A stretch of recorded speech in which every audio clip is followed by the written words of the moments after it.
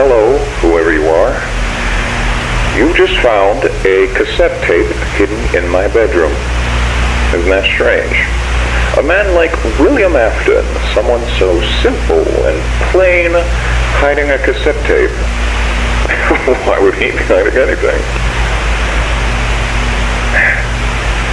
I'm sure that if you're from around here, you've heard of the somewhat recent happenings with Freddy Fazbear's Pizza. 3 cases of 1 and 1 case of 2. All of them adding up to the 5 missing children of Freddy's. That was me. I'll elaborate on that later. And I wouldn't call myself plain either.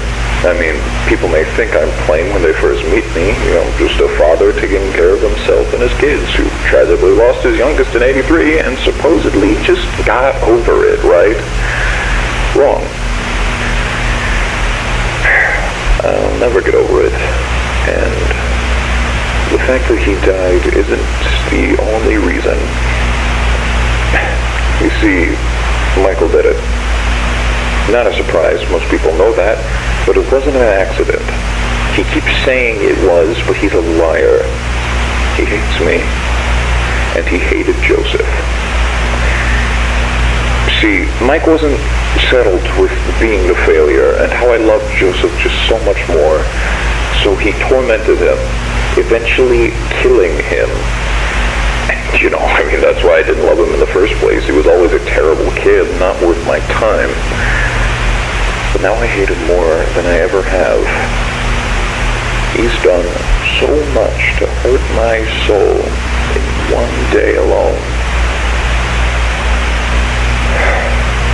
My God, Joseph.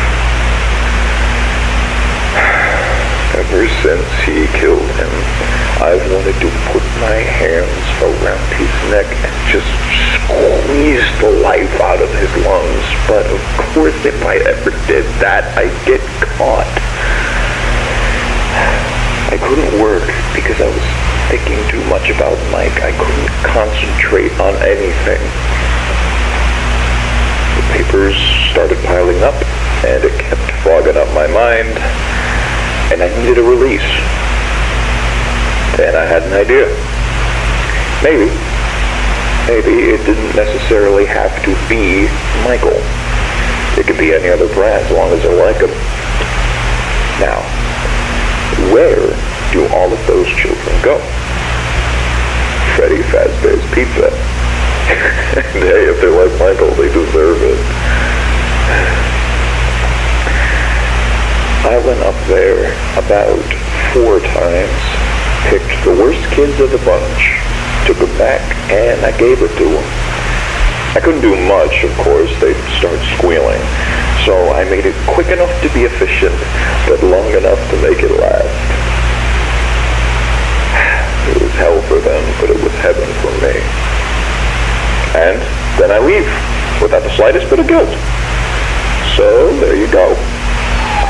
And now that you've heard this, you should know that I check this spot every day to see if this tape is moved. I've seen it so many times, I'll be able to notice even the slightest difference. I will know. So you better put it back, Michael, as neatly as you can, and start running.